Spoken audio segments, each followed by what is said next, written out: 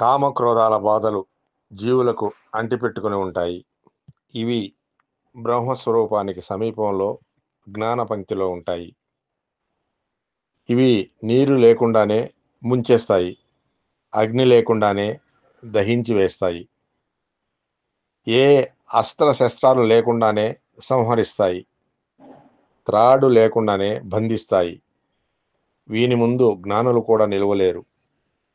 చందన వృక్షం యొక్క మూలానికి కాలసర్పం చుట్టుకొని ఉండేలా కామక్రోధాలు జ్ఞాన గర్భాన్ని చుట్టుకొని ఉంటాయి. ఇంద్రియాలు, మనసు, బుద్ధి ఇవి కోరికలకు ఆయతనాలు.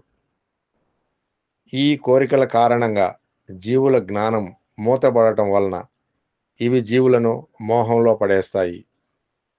చందనం చెక్క మీకు కావాలంటే సర్పాన్ని చంపేయాలి. అంటే జ్ఞాననిధిని సంపాదించుకోవాలంటే కామక్రోధాల ఆవరణను తొలగించాలి.